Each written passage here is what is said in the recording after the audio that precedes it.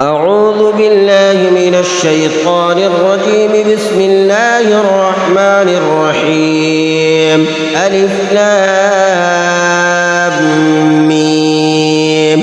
ذلك الكتاب لا ريب فيه هدى للمتقين الذين يؤمنون بالغيب ويقيمون الصلاة ومما رزقناهم ينفقون والذين يؤمنون بما أنزل إليك وما أنزل من قبلك وبالآخرة هم يوقنون أولئك على هدى من ربهم وأولئك هم المفلحون. إن الذين كفروا سواء عليهم أأنذرتهم أم لم تنذرهم لا يؤمنون. ختم الله على قلوبهم وعلى سمعهم وعلى أبصارهم غشاوة ولهم عذاب عظيم. ومن الناس من يقول آمنا بالله وباليوم الآخر وما هم بمؤمنين يخادعون الله والذين آمنوا وما يخدعون إلا أنفسهم وما يشعرون. في قلوبهم مرض فزادهم الله مرضا ولهم عذاب أليم بما كانوا يكذبون. وإذا قيل لهم لا تفسدوا في الأرض قالوا إنما نحن مصلحون ألا إنهم هم المفسدون ولكن لا يشعرون. وإذا قيل لهم آمنوا كما آمن الناس قالوا ونؤمن كما آمن السفهاء ألا إنهم هم السفهاء ولكن لا يعلمون. وإذا لقوا الذين آمنوا قالوا آمنا وإذا خلوا إلى شياطينهم قالوا إنا معكم إنما نحن مستهزئون. الله يستهزئ بهم ويمدهم في طغيانهم يعمهون. أولئك الذين اشتروا الضلالة بالهدى فما ربحت تجارتهم وما كانوا مهتدين. مثلهم كمثل الذي استوقد نارا فلما أضاءت ما حوله ذهب الله بنورهم وتركهم في ظلمات لا يبصرون. صم بكم عمي فهم لا يرجعون. أو كصيب من السماء فيه ظلمات ورعد وبرق يجعلون أصابعهم في آذانهم من الصواعق حذر الموت والله محيط بالكافرين. يكاد البرق يخطف أبصارهم كلما أضاء لهم مشوا فيه وإذا أظلم عليهم قاموا ولو شاء الله لذهب بسمعهم وأبصارهم إن الله على كل شيء قدير. يا أيها الناس اعبدوا ربكم الذي خلقكم والذين من قبلكم لعلكم تتقون الذي جعل لكم الأرض فراشا والسماء بناء وأنزل من السماء ماء فأخرج به من الثمرات رزقا لكم فلا تجعلوا لله أندادا وأنتم تعلمون. وإن كنتم في ريب مما نزلنا على عبدنا فأتوا بسورة من مثله وادعوا شهداءكم من دون الله إن كنتم صادقين. فإن لم تفعلوا ولن تفعلوا فاتقوا النار التي وقودها الناس والحجارة أعدت للكافرين. وبشر الذين آمنوا وعملوا الصالحات أن لهم جنات تجري من تحتها الأنهار كلما رزقوا منها من ثمرة رزقا قالوا هذا الذي رزقنا من قبل وأتوا به متشابها ولهم فيها أزواج مطهرة وهم فيها خالدون. إن الله لا يستحيي أن يضرب مثلا ما بعوضة فما فوقها فأما الذين آمنوا فيعلمون أنه الحق من ربهم وأما الذين كفروا فيقولون ماذا أراد الله بهذا مثلا يضل به كثيرا ويهدي به كثيرا وما يضل به إلا الفاسقين الذين ينقضون عهد الله من بعد ميثاقه ويقطعون ما أمر الله به أن يوصل الصلاة ويفسدون في الأرض أولئك هم الخاسرون. كيف تكفرون بالله وكنتم أمواتا فأحياكم ثم يميتكم ثم يحييكم ثم إليه ترجعون. هو الذي خلق لكم ما في الأرض جميعا ثم استوى إلى السماء فسواهن 7 سماوات وهو بكل شيء عليم. وإذ قال ربك للملائكة إني جاعل في الأرض خليفة قالوا أتجعل فيها من يفسد فيها ويسفك الدماء ونحن نسبح بحمدك ونقدس لك قال إني أعلم ما لا تعلمون. وعلم آدم الأسماء كلها ثم عرضهم على الملائكة فقال أنبئوني بأسماء هؤلاء إن كنتم صادقين. قالوا سبحانك لا علم لنا إلا ما علمتنا إنك أنت العليم الحكيم. قال يا آدم أنبئهم بأسمائهم فلما أنبأهم بأسمائهم قال ألم أقل لكم إني أعلم غيب السماوات والأرض وأعلم ما تبدون وما كنتم تكتمون. وإذ قلنا للملائكة اسجدوا لآدم فسجدوا إلا إبليس أبى واستكبر وكان من الكافرين. وقلنا يا آدم اسكن أنت وزوجك الجنة وكلا منها رغدا حيث شئتما ولا تقربا هذه الشجرة فتكونا من الظالمين. فأزلهما الشيطان عنها فأخرجهما مما كانا فيه وقلنا اهبطوا بعضكم لبعض عدو ولكم في الأرض مستقر ومتاع إلى حين. فتلقى آدم من ربه كلمات فتاب عليه إنه هو التواب الرحيم. قلنا اهبطوا منها جميعا فإما يأتينكم مني هدى فمن تبع هداي فلا خوف عليهم ولا هم يحزنون. والذين كفروا وكذبوا بآياتنا أولئك أصحاب النار هم فيها خالدون. يا بني إسرائيل اذكروا نعمتي التي أنعمت عليكم وأوفوا بعهدي أوف بعهدكم وإياي فارهبون. وآمنوا بما أنزلت مصدقا لما معكم ولا تكونوا أول كافر به ولا تشتروا بآياتي ثمنا قليلا وإياي فاتقون. ولا تلبسوا الحق بالباطل وتكتموا الحق وأنتم تعلمون. وأقيموا الصلاة وآتوا الزكاة واركعوا مع الراكعين. أتأمرون الناس بالبر وتنسون أنفسكم وأنتم تتلون الكتاب أفلا تعقلون. واستعينوا بالصبر والصلاة وإنها لكبيرة إلا على الخاشعين الذين يظنون أنهم ملاقو ربهم وأنهم إليه راجعون. يا بني إسرائيل اذكروا نعمتي التي أنعمت عليكم وأني فضلتكم على العالمين. واتقوا يوما لا تجزي نفس عن نفس شيئا ولا يقبل منها شفاعة ولا يؤخذ منها عدل ولا هم ينصرون. وإذ نجيناكم من آل فرعون يسومونكم سوء العذاب يذبحون أبناءكم ويستحيون نساءكم وفي ذلكم بلاء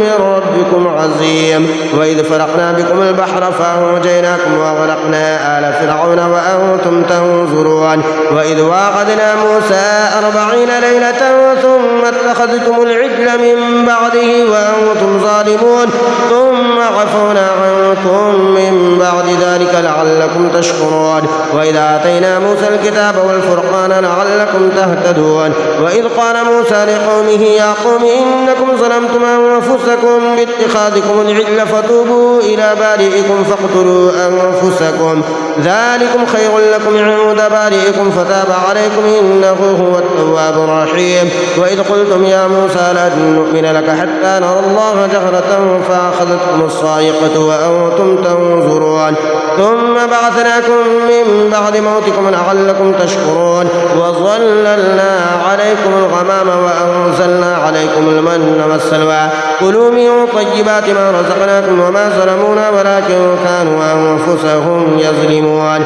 وإذ قلنا ادخلوا هذه القرية فكلوا منها حيث شئتم رغدا وادخلوا الباب سجدا وقولوا حدة نغفر لكم خطاياكم وسنزيد المحسنين فبدل الذين ظلموا قولا غير الذي قيل لهم فأنزلنا على الذين ظلموا رجزا من السماء بما كانوا يفسقون وإذ استسقى موسى لقومه فقلنا اضرب بعصاك الحجر فانفجرت منه 12 عينا قد علم كل أناس مشربهم كلوا واشربوا من رزق الله ولا تعثوا في الأرض مفسدين وإذ قلتم يا موسى لن نصبر على طعام واحد فادع لنا ربك يخرج لنا مما تنبت الأرض من بقلها وقثائها وفومها وعدسها وبصلها قال تستبدلون الذي هو أدنى بالذي هو خير اهبطوا مصرا فإن لكم ما سألتم وضربت عليهم الذلة والمسكنة وباءوا بغضب من الله ذلك بأنهم كانوا يكفرون بآيات الله ويقتلون النبيين بغير الحق ذلك بما عصوا وكانوا يعتدون إن الذين آمنوا والذين هادوا والنصارى والصابئين من آمن بالله واليوم الآخر وعمل صالحا فلهم أجرهم عند ربهم ولا خوف عليهم ولا هم يحزنون وإذا أخذنا ميثاقكم ورفعنا فوقكم الطور خذوا ما آتيناكم بقوة واذكروا ما فيه لعلكم تتقون ثم توليتم من بعد ذلك فلولا فضل الله عليكم ورحمته لكنتم من الخاسرين ولقد علمتم الذين اعتدوا منكم في السبت فقلنا لهم كونوا قردة خاسئين فجعلناها نكالا لما بين يديها وما خلفها وموعظة للمتقين وإذ قال موسى لقومه إن الله يأمركم أن تذبحوا بقرة قالوا أتتخذنا هزوا قال أعوذ بالله أن أكون من الجاهلين قالوا ادع لنا ربك يبين لنا ما هي قال إنه يقول إنها بقرة لا فارض ولا بكر عوان بين ذلك فافعلوا ما تؤمرون قالوا ادع لنا ربك يبين لنا ما لونها قال إنه يقول إنها بقرة صفراء فاقع لونها تسر الناظرين قالوا ادع لنا ربك يبين لنا ما هي إن البقرة شابه علينا وإنا إن شاء الله لمهتدون قال إنه يقول إنها بقرة لا ذلول تثير الأرض ولا تسقي الحرث مسلمة لا شية فيها قالوا الآن جئت بالحق فذبحوها وما كانوا يفعلون وإذا قتلتم نفسا فادارأتم فيها والله مخرج ما كنتم تكتمون فقلنا اضربوه ببعضها كذلك يحيي الله الموتى ويريكم آياته لعلكم تعقلون ثم قست قلوبكم من بعد ذلك فهي كالحجارة وأشد قسوة وإن من الحجارة لما يتفجر منه الأنهار وإن منها لما يشقق فيخرج منه الماء وإن منها لما يهبط من خشية الله وما الله بغافل عما تعملون أفتطمعون أن يؤمنوا لكم وقد كان فريق منهم يسمعون كلام الله ثم يحرفونه من بعد ما قالوه وهم يعلمون وإذا لقوا الذين آمنوا قالوا آمنا وإذا خلا بعضهم إلى بعض قالوا أتحدثونهم بما فتح الله عليكم ليحاجوكم به عند ربكم أفلا تعقلون أفلا يعلمون أن الله يعلم ما يسرون وما يعلنون ومنهم أميون لا يعلمون الكتاب إلا أماني وإنهم إلا يظنون وويل للذين يكتبون الكتاب بأيديهم ثم يقولون هذا من عند الله ليشتروا به ثمنا قليلا فويل لهم مما كتبوا كتبت أيديهم وويل لهم مما يكسبون. وقالوا لن تمسنا النار إلا أياما معدودة قل أتخذتم عند الله عهدا فلن يخلف الله عهده أم تقولون على الله ما لا تعلمون بلى من كسب سيئة وأحاطت به خطيئته فأولئك أصحاب النار هم فيها خالدون. والذين آمنوا وعملوا الصالحات أولئك أصحاب الجنة هم فيها خالدون. وإذا أخذنا ميثاق بني إسرائيل لا تعبدون إلا الله وبالوالدين إحسانا وذي القربى واليتامى والمساكين وقولوا للناس حسنا وأقيموا الصلاة وآتوا الزكاة ثم توليتم إلا قليلا منكم وأنتم معرضون. وإذا أخذنا ميثاقكم لا تسفكون دماءكم ولا تخرجون أنفسكم من دياركم ثم أقررتم وأنتم تشهدون ثم أنتم هؤلاء تقتلون أنفسكم وتخرجون فريقا منكم من ديارهم تظاهرون عليهم بالإثم والعدوان وإن يأتوكم صارى تفادوهم وهو محرم عليكم إخراجهم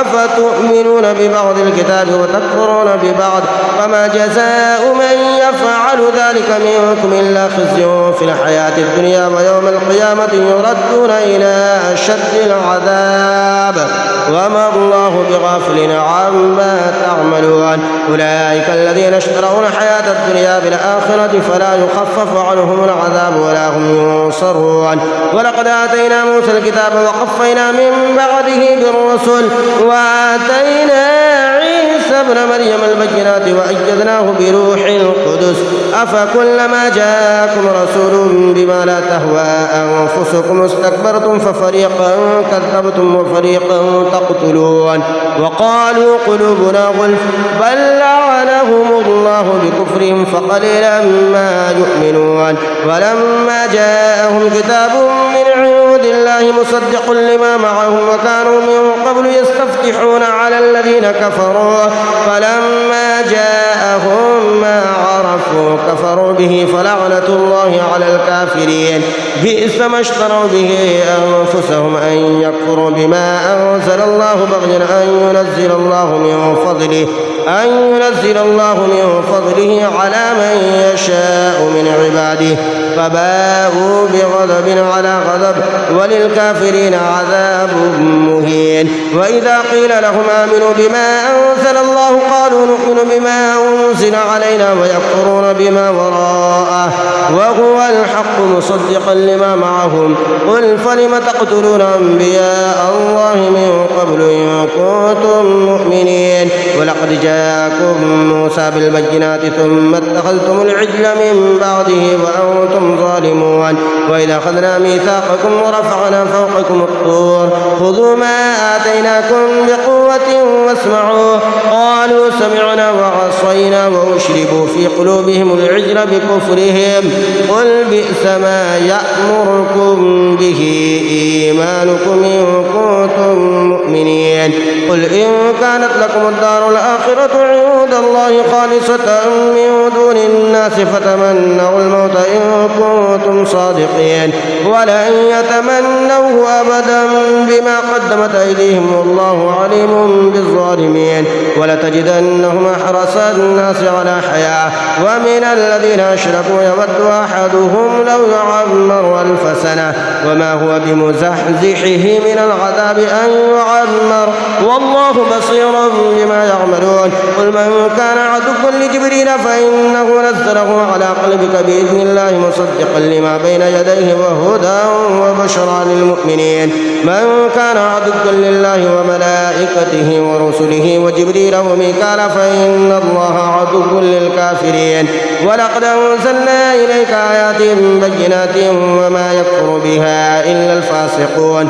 أفكلما عاهدوا عهدا فنبذه فريق منهم بل أكثرهم لا يؤمنون ولما جاءهم رسول من عند الله مصدق لما معهم نبذ فريق من الذين أوتوا الكتاب كتاب الله وراء ظهورهم كأنهم لا يعلمون واتبعوا ما تتلو الشياطين على ملك سليمان وما كفر سليمان ولكن الشياطين كفروا يعلمون الناس السحر وما أنزل على الملكين ببابل هاروت وماروت وما يعلمان من أحد حتى يقولا إنما نحن فتنة فلا تكفر فيتعلمون منهما ما يفرقون به بين المرء وزوجه وما هم بضارين به من أحد إلا بإذن الله ويتعلمون ما يضرهم ولا ينفعهم ولقد علموا لمن اشتراه ما له في الآخرة من خلاق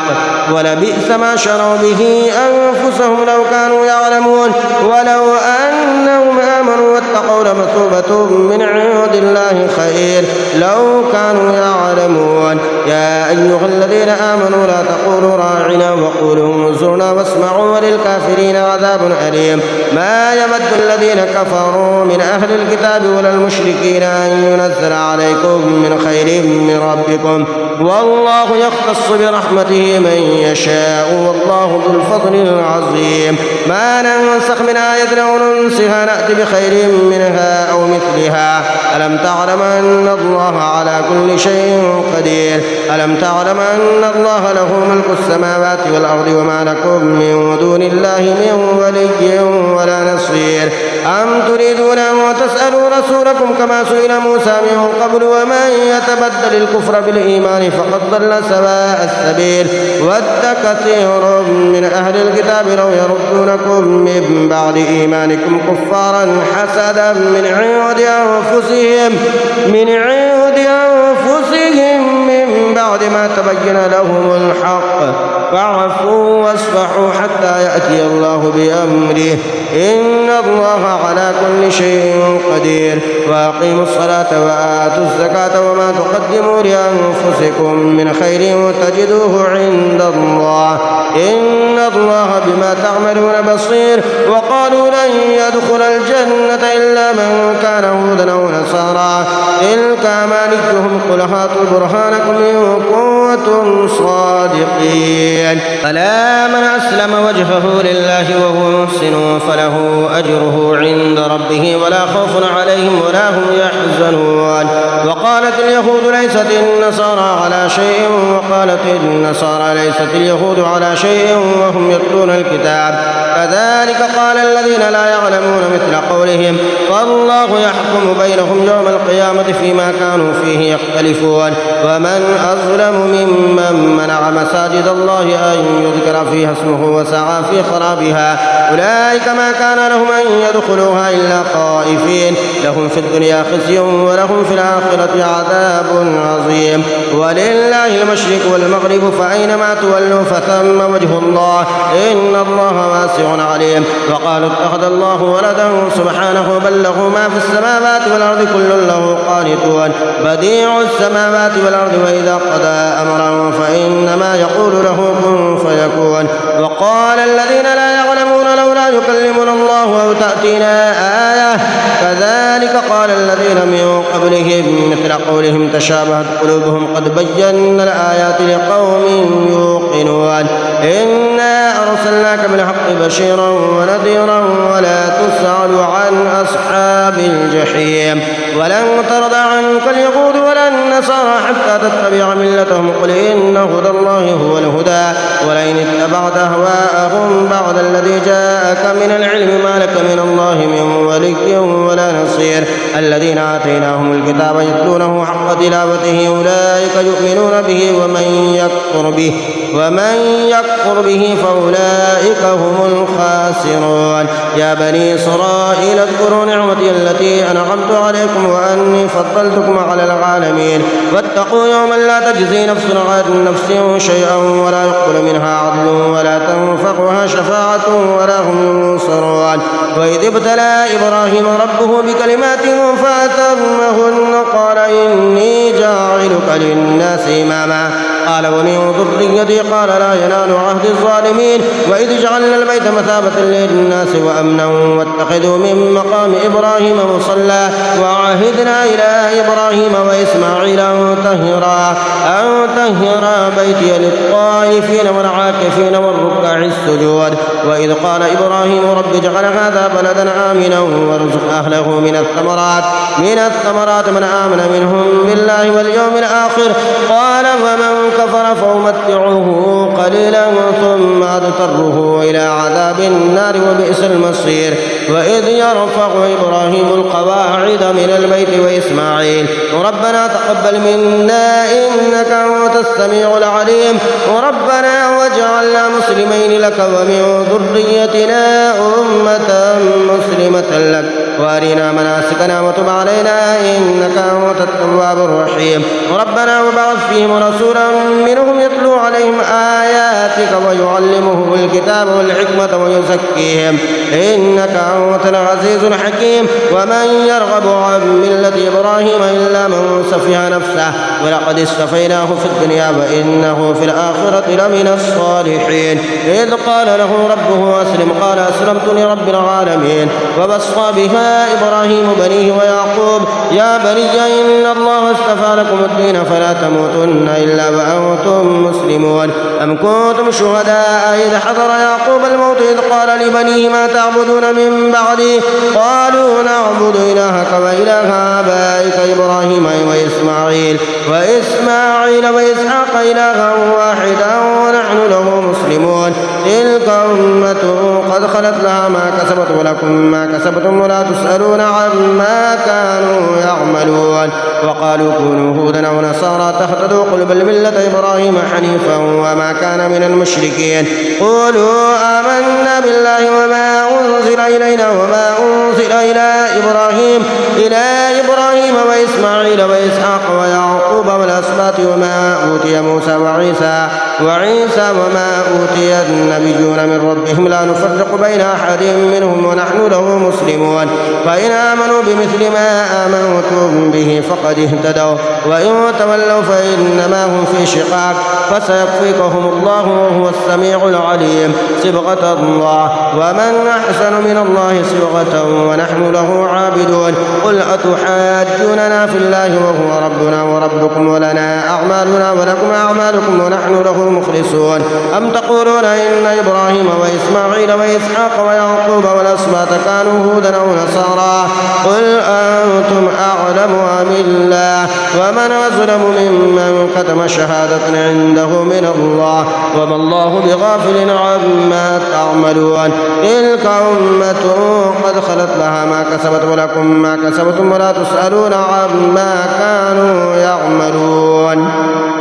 سيقول السفهاء من الناس ما ولاهم عن قبلتهم التي كانوا عليها قل لله المشرق والمغرب يهدي من يشاء إلى صراط مستقيم وكذلك جعلناكم أمة وسطا لتكونوا شهداء على الناس ويكون الرسول عليكم شهيدا وما جعلنا القبلة التي كنت عليها إلا لنعلم من يتبع الرسول ممن ينقلب على عقبيه وإن كانت لكبيرة إلا على الذين هدى الله وما كان الله ليضيع إيمانكم إن الله بالناس لرؤوف رحيم قد نرى تقلب وجهك في السماء فلنولينك قبلة ترضاها فول وجهك شطر المسجد الحرام وحيث ما كنتم فولوا وجوهكم شطره وإن الذين أوتوا الكتاب ليعلمون أنه الحق من ربهم وما الله بغافل عما يعملون ولئن آتيت الذين أوتوا الكتاب بكل آية ما تبعوا قبلتك وما أنت بتابع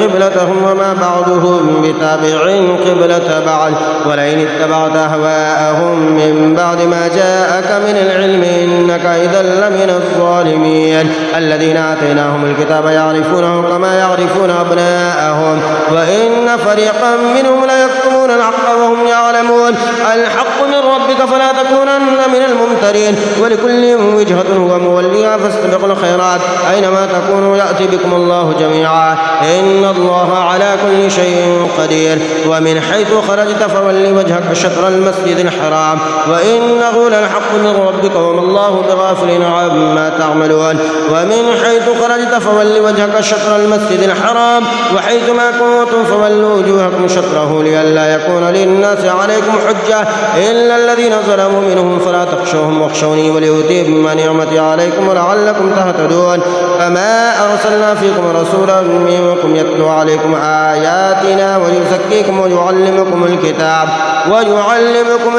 والحكمة ويعلمكم ما لم تكونوا تعلمون فاذكروني أذكركم واشكروني ولا تكفرون يا أيها الذين آمنوا استعينوا بالصبر والصلاة إن الله مع الصابرين ولا تقولوا لمن يقتل في سبيل الله أموات بل أحياء ولكن لا تشعرون ولنبلونكم بشيء من الخوف والجوع ونقص من الأموال والأنفس والثمرات وبشر الصابرين الذين إذا أصابتهم مصيبة قالوا إنا لله وإنا إليه راجعون أولئك عليهم صلوات من ربهم ورحمة وأولئك هم المهتدون إن الصفا والمروة من شعائر الله ومن حج البيت أو اعتمر فلا جناح عليه أن يطوف بهما ومن تطوع خيرا فإن الله شاكر عليم إن الذين يكتمون ما أنزلنا من البينات والهدى من بعد ما بيناه للناس في الكتاب أولئك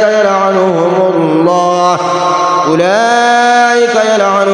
الله ويلعنهم اللاعنون إلا الذين تابوا وأصلحوا وبينوا فأولئك أتوب عليهم وأنا التواب الرحيم إن الذين كفروا وماتوا وهم كفار أولئك عليهم لعنة الله والملائكة والناس أجمعين خالدين فيها لا يخفف عنهم العذاب ولا هم ينظرون وإلهكم إله واحد لا إله إلا هو الرحمن الرحيم إن في خلق السماوات والأرض واختلاف الليل والنهار والفلك التي تجري في البحر بما ينفع الناس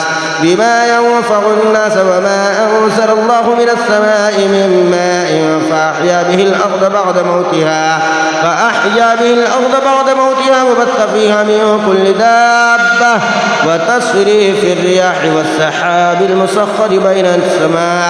بين السماء والأرض لآيات لقوم يعقلون ومن الناس من يتخذ من دون الله أندادا يحبونهم كحب الله والذين آمنوا أشد حبا لله ولو يرى الذين ظلموا إذ يرون العذاب أن القوة لله جميعا وأن الله شديد العذاب إذ تبرأ الذين اتبعوا من الذين اتبعوا ورأوا العذاب وتقطعت بهم الأسباب وقال الذين اتبعوا لو أن لنا كرة فنتبرأ منهم كما تبرأوا منا كذلك يريهم الله أعمالهم حسرات عليهم وما هم بخارجين من النار يا أيها الناس كلوا مما في الأرض حلالا طيبا ولا تتبعوا خطوات الشيطان إنه لكم عدو مبين إنما يأمركم بالسوء والفحشاء وأن تقولوا على الله ما لا تعلمون وإذا قيل لهم اتبعوا ما أنزل الله قالوا بل نتبع ما ألفينا عليه آباءنا أولو كان آباؤهم لا يعقلون شيئا ولا يهتدون ومثل الذين كفروا كمثل الذي ينعق بما لا يسمع إلا دعاء ونداء صم بكم عمي فهم لا يعقلون يا أيها الذين آمنوا كلوا من طيبات ما رزقناكم واشكروا لله إن كنتم إياه تعبدون إنما حرم عليكم الميتة والدم ولحم الخنزير وما أهل به لغير الله فمن اضطر غير باغ ولا عاد فلا إثم عليه إن الله غفور رحيم إن الذين يكتمون ما أنزل الله من الكتاب ويشترون به ثمنا قليلا أولئك ما يأكلون في بطونهم إلا النار ولا يكلمهم الله يوم القيامة ولا يزكيهم ولهم عذاب أليم أولئك الذين اشتروا الضلالة بالهدى والعذاب بالمغفرة فما أصبرهم على النار ذلك بأن الله نزل الكتاب بالحق وإن الذين اختلفوا في الكتاب لفي شقاق بعيد ليس البر أن تولوا وجوهكم قبل المشرق والمغرب ولكن البر من آمن بالله واليوم الآخر والملائكة والكتاب والنبيين وآتى المال على حبه ذوي القربى واليتامى والمساكين وابن السبيل والسائلين وفي الرقاب وأقام الصلاة وآتى الزكاة والموفون بعهدهم إذا عاهدوا والصابرين في البأساء والضراء وحين البأس أولئك الذين صدقوا وأولئك هم المتقون. يا أيها الذين آمنوا كتب عليكم القصاص في القتلى الحر بالحر والعبد بالعبد والأنثى بالأنثى فمن عفي له من أخيه شيء فاتباع بالمعروف وأداء إليه بإحسان ذلك تخفيف من ربكم ورحمة فمن اعتدى بعد ذلك فله عذاب أليم ولكم في القصاص حياة يا أولي الألباب لعلكم تتقون. كتب عليكم إذا حضر أحدكم الموت إن ترك خيرا الوصية للوالدين والأقربين بالمعروف حقا على المتقين فمن بدله بعدما سمعه فإنما إثمه على الذين يبدلونه إن الله سميع عليم. ومن خاف من موص جنفا أو إثما فأصلح بينهم فلا إثم عليه إن الله غفور رحيم. يا أيها الذين آمنوا كتب عليكم الصيام كما كتب على الذين من قبلكم لعلكم تتقون أياما معدودات فمن كان منكم مريضا أو على سفر فعدة من أيام أخر وعلى الذين يطيقونه فدية طعام مسكين فمن تطوع خيرا فهو خير له وأن تصوموا خير لكم إن كنتم تعلمون. شهر رمضان الذي أنزل فيه القرآن هدى للناس وبينات من الهدى والفرقان فمن شهد منكم الشهر فليصم ومن كان مريضا أو على سفر فعدة من أيام أخر يريد الله بكم اليسر ولا يريد بكم العسر ولتكملوا العدة ولتكبروا الله على ما هداكم ولعلكم تشكرون. وإذا سألك عبادي عني فإني قريب أجيب دعوة الداعي إذا دعاني فليستجيبوا لي وليؤمنوا بي لعلهم يرشدون. أحل لكم ليلة الصيام الرفث إلى نسائكم هن لباس لكم وأنتم لباس لهن علم الله أنكم كنتم تختانون أنفسكم فتاب عليكم وعفى عنكم فالآن باشروهن وابتغوا ما كتب الله لكم وكلوا واشربوا حتى يتبين لكم الخيط الأبيض من الخيط الأسود من الفجر ثم أتموا الصيام إلى الليل ولا تباشروهن وأنتم عاكفون في المساجد تلك حدود الله فلا تقربوها كذلك يبين الله آياته للناس لعلهم يتقون. ولا تأكلوا أموالكم بينكم بالباطل وتدلوا بها إلى الحكام لتأكلوا فريقا من أموال الناس بالإثم وأنتم تعلمون. يسألونك عن الأهلة قل هي مواقيت للناس والحج وليس البر بأن تأتوا البيوت من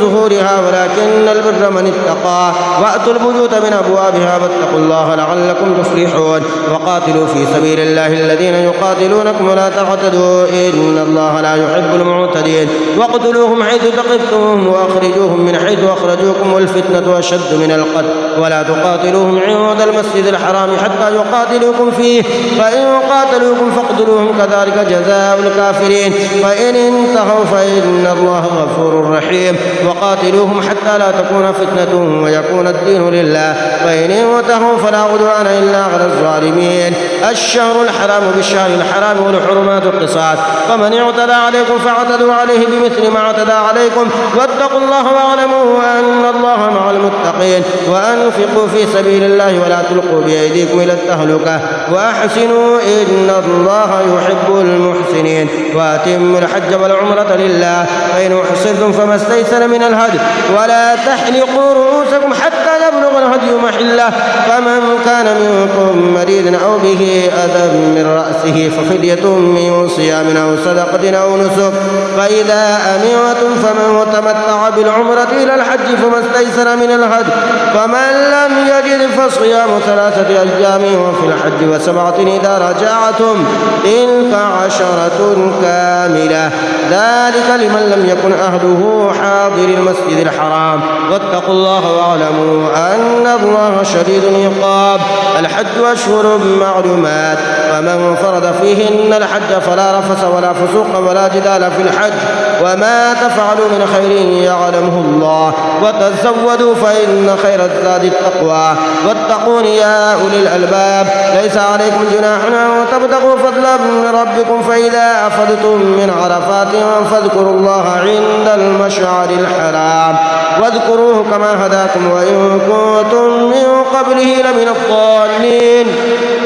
ثم أفيدوا من حيث أفاد الناس واستغفروا الله إن الله غفور رحيم. فإذا قضيتم مناسككم فاذكروا الله كذكركم آباءكم أو أشد ذكرا. ومن الناس من يقول ربنا آتنا في الدنيا وما له في الآخرة من خلاق، ومنهم من يقول ربنا آتنا في الدنيا حسنة وفي الآخرة حسنة وقنا عذاب النار. أولئك لهم نصيب مما كسبوا والله سريع الحساب. واذكروا الله في أيام معدودات، فمن تعجل في يومين فلا إثم عليه ومن تأخر فلا إثم عليه لمن اتقى. واتقوا الله واعلموا أنكم إليه تحشرون. ومن الناس من يعجبك قوله في الحياة الدنيا ويشهد الله على ما في قلبه وهو ألد الخصام، وإذا تولى سعى في الأرض ليفسد فيها ويهلك الحرث والنسل والله لا يحب الفساد. وإذا قيل له اتق الله أخذته العزة بالإثم فحسبه جهنم ولبئس المهاد. ومن الناس من يشري نفسه ابتغاء مرضات الله والله رؤوف بالعباد. يا أيها الذين آمنوا ادخلوا في السلم كافة ولا تتبعوا خطوات الشيطان إنه لكم عدو مبين. فإن زللتم من بعد ما جاءتكم البينات فاعلموا أن الله عزيز حكيم. هل ينظرون إلا أن يأتيهم الله في ظلل من الغمام والملائكة وقضي الأمر وإلى الله ترجع الأمور. سل بني إسرائيل كما آتيناهم من آية بينة ومن يبدل نعمة الله من بعد ما جاءته فإن الله شديد العقاب. زين للذين كفروا الحياة الدنيا ويسخرون من الذين آمنوا والذين اتقوا فوقهم يوم القيامة والله يرزق من يشاء بغير حساب. كان الناس أمة واحدة وبعث الله النبيين مبشرين ومنذرين وأنزل معهم الكتاب بالحق ليحكم بين الناس فيما اختلفوا فيه وما اختلف فيه إلا الذين أوتوه من بعد ما جاءتهم البينات بغيا بينهم فهدى الله الذين آمنوا لما اختلفوا فيه من الحق بإذنه والله يهدي من يشاء إلى صراط مستقيم. أم حسبتم أن تدخلوا الجنة ولما يأتكم مثل الذين خلوا من قبلكم مستهم البأساء والضراء وزلزلوا حتى يقول الرسول والذين آمنوا معه متى نصر الله ألا إن نصر الله قريب. يسألونك ماذا ينفقون قل ما أنفقتم من خير فللوالدين والأقربين واليتامى والمساكين وابن السبيل وما تفعلوا من خير فإن الله به عليم. كتب عليكم القتال وهو كره لكم وعسى أن تكرهوا شيئا وهو خير لكم وعسى أن تحبوا شيئا وهو شر لكم والله يعلم وأنتم لا تعلمون. يسألونك عن الشهر الحرام قتال فيه قل قتال وفيه كبير وصد عن سبيل الله وكفر به والمسجد الحرام وإخراج أهله منه أكبر عند الله والفتنة أكبر من القتل ولا يزالون يقاتلونكم حتى يردوكم عن دينكم إن استطاعوا ومن يرتد منكم عن دينه فيمت وهو كافر فأولئك حبطت أعمالهم في الدنيا والآخرة وأولئك أصحاب النار هم فيها خالدون. إن الذين آمنوا والذين هاجروا وجاهدوا في سبيل الله أولئك يرجون رحمة الله والله غفور رحيم. يسألونك عن الخمر والميسر قل فيهما إثم كبير ومنافع للناس وإثمهما أكبر من نفعهما ويسألونك ماذا ينفقون قل العفو كذلك يبين الله لكم الآيات لعلكم تتفكرون في الدنيا والآخرة. ويسألونك عن اليتامى قل إصلاح لهم خير وإن تخالطوهم فإخوانكم والله يعلم المفسد من المصلح ولو شاء الله لأعنتكم إن الله عزيز حكيم. ولا تنكحوا المشركات حتى يؤمن ولا أمة مؤمنة خير من مشركة ولو أعجبتكم ولا تنكحوا المشركين حتى يؤمنوا ولا عبد مؤمن خير من مشرك ولو أعجبكم أولئك يدعون إلى النار والله يدعو إلى الجنة والمغفرة بإذنه ويبين آياته للناس لعلهم يتذكرون. ويسألونك عن المحيض قل هو أذى فاعتزلوا النساء في المحيض ولا تقربوهن حتى يطهرن فإذا تطهرن فأتوهن من حيث أمركم الله إن الله يحب التوابين ويحب المتطهرين. نساؤكم حرث لكم فأتوا حرثكم أنى شئتم وقدموا لأنفسكم واتقوا الله واعلموا أنكم ملاقوه وبشر المؤمنين. ولا تجعلوا الله عرضة لأيمانكم أن تبروا وتتقوا وتصلحوا بين الناس والله سميع عليم. لا يؤاخذكم الله باللغو في أيمانكم ولكن يؤاخذكم بما كسبت قلوبكم والله غفور حليم. للذين يؤلون من نسائهم تربص 4 أشهر فإن فاءوا فإن الله غفور رحيم وإن عزموا الطلاق فإن الله سميع عليم. والمطلقات يتربصن بأنفسهن 3 قروء ولا يحل لهن أن يكتمن ما خلق الله في أرحامهن إن كن يؤمن بالله واليوم الآخر وبعولتهن حق بردهن في ذلك إن أرادوا إصلاحا ولهن مثل الذي عليهن بالمعروف وللرجال عليهن درجة والله عزيز حكيم. الطلاق 2 فإمساك بمعروف أو تسريح بإحسان. ولا يحل لكم أن تأخذوا مما آتيتموهن شيئا إلا أن يخافا أن لا يقيما حدود الله فإن خفتم أن لا يقيما حدود الله فلا جناح عليهما فيما افتدت به تلك حدود الله فلا تعتدوها ومن يتعد حدود الله فأولئك هم الظالمون. فإن طلقها فلا تحل له من بعد حتى تنكح زوجا غيره فإن طلقها فلا جناح عليهما أن يتراجعا إن ظنا أن يقيما حدود الله وتلك حدود الله يبينها لقوم يعلمون. وإذا طلقتم النساء فبلغن أجلهن فأمسكوهن بمعروف أو سرحوهن بمعروف ولا تمسكوهن ضرارا لتعتدوا ومن يفعل ذلك فقد ظلم نفسه. ولا تتخذوا آيات الله هزوا واذكروا نعمة الله عليكم وما أنزل عليكم من الكتاب والحكمة يعظكم به واتقوا الله واعلموا أن الله بكل شيء عليم. وإذا طلقتم النساء فبلغن أجلهن فلا تعذلوهن أن ينكحن أزواجهن إذا تراضوا بينهم بالمعروف ذلك يوعظ به من كان منكم يؤمن بالله واليوم الآخر ذلكم أزكى لكم وأطهر والله يعلم وأنتم لا تعلمون. والوالدات يرضين أولادهن حولين كاملين لمن أراد أن يتم الرضاعة وعلى المولود له رزقهن وكسوتهن بالمعروف لا تكلف نفس إلا وسعها لا تضار والدة بولدها ولا مولود له بولده وعلى الوارث مثل ذلك فإن أراد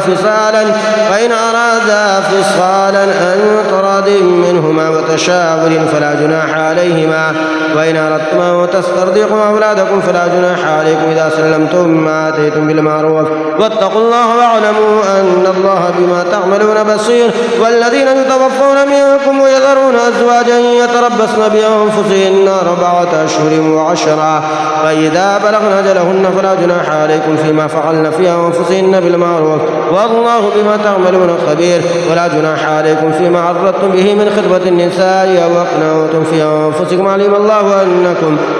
الله أنكم ستذكرونهن ولكن لا تواعدوهن سرا إلا أن تقولوا قولا معروفا. ولا تعزموا عقدة النكاح حتى يبلغ الكتاب أجله واعلموا أن الله يعلم ما في أنفسكم فاحذروه واعلموا أن الله غفور حليم. لا جناح عليكم إن طلقتم النساء ما لم تمسوهن تمسوهن وتفردوا لهن فريدة ومتعوهن على الموسع قدره وعلى المقدر قدره متاعا بالمعروف حقا على المحسنين. وإن طلقتموهن من قبل أن تمسوهن وقد فرضتم لهن فريدة فنصف ما فرضتم إلا أن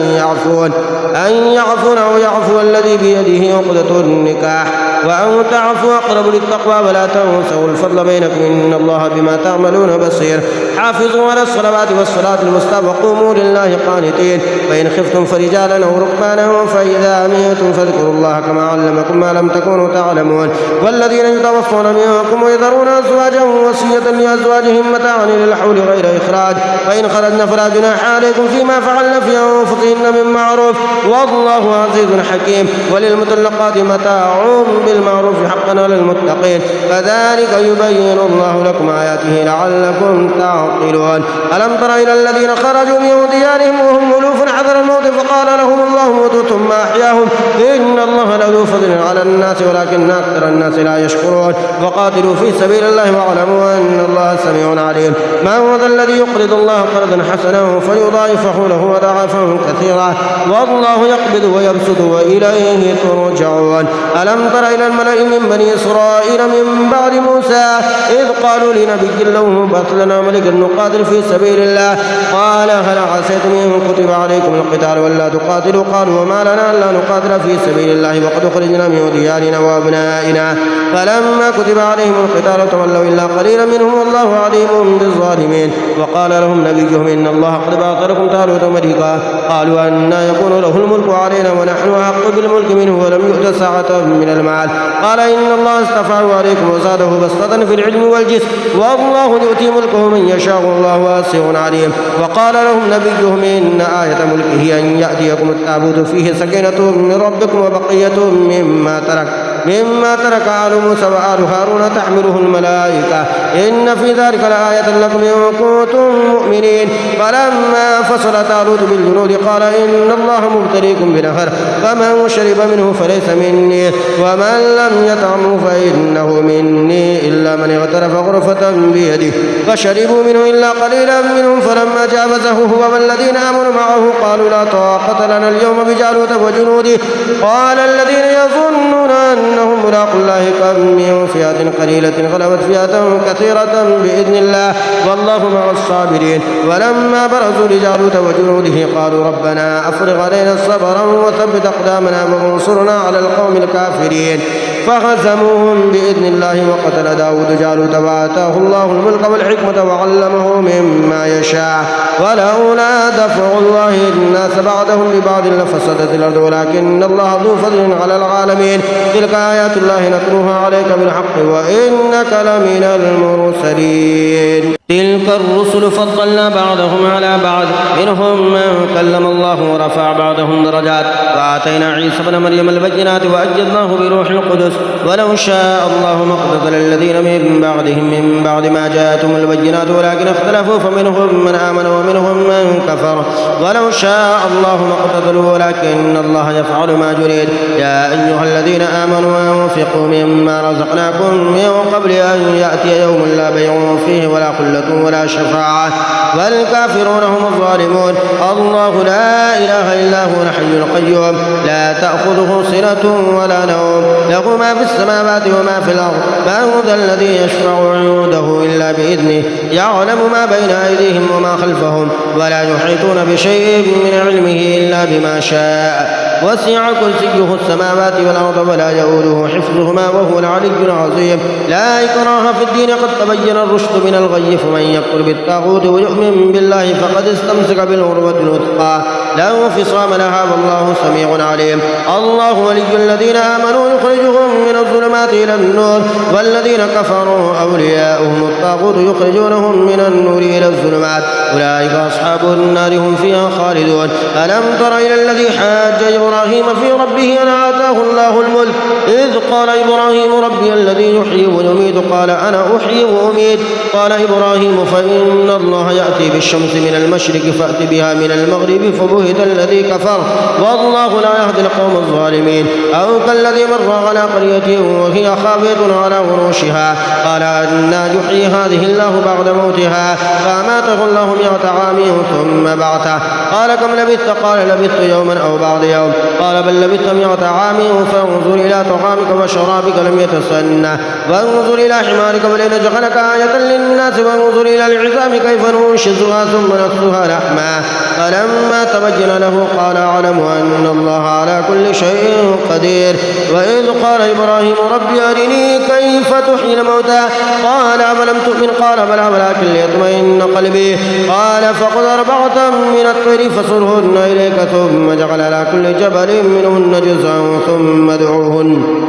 ادعوهن يأتينك سعيا واعلم أن الله عزيز حكيم. مثل الذين ينفقون أموالهم في سبيل الله كمثل حبة أنبتت 7 سنابل في كل سنبلة 100 حبة والله يضاعف لمن يشاء والله واسع عليم. الذين ينفقون أموالهم في سبيل الله ثم لا يتبعون ما أنفقوا منا ولا أذى لهم أجرهم عند ربهم ولا خوف عليهم ولا هم يحزنون. قول معروف ومغفرة خير من صدقة يتبعها أذى والله غني حليم. يا أيها الذين آمنوا لا تبطلوا صدقاتكم بالمن والأذى كالذي ينفق ماله رئاء الناس ولا يؤمن بالله واليوم الآخر فمثله كمثل صفوان عليه تراب فأصابه وابل فتركه صلدا لا يقدرون على شيء مما كسبوا والله لا يهدي القوم الكافرين. ومثل الذين ينفقون أموالهم ابتغاء مرضات الله وتثبيتا من أنفسهم كمثل جنة بربوة أصابها وابل فآتت كلها ضعفين فإن لم يصبها وابل فطل والله بما تعملون بصير. أيود أحدكم أن تكون له جنة من نخيل وأعناب تجري من تحتها الأنهار له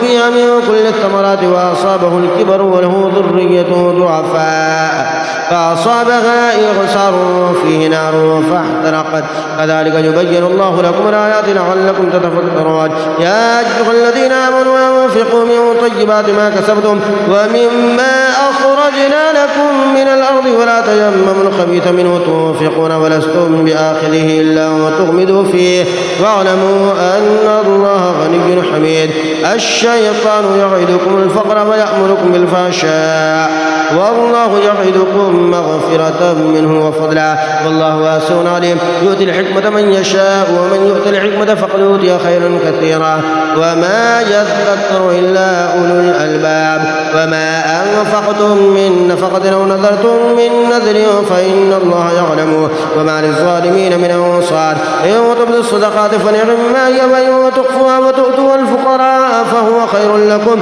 ويكفر عنكم من سيئاتكم والله بما تعملون خبير. ليس عليك هداهم ولكن الله يهدي من يشاء. وما تنفقوا من خير فلأنفسكم وما تنفقون إلا ابتغاء وجه الله وما تنفقوا من خير يوفى إليكم وأنتم لا تظلمون. للفقراء الذين احصروا في سبيل الله لا يستطيعون ضربا في الأرض يحسبهم الجاهل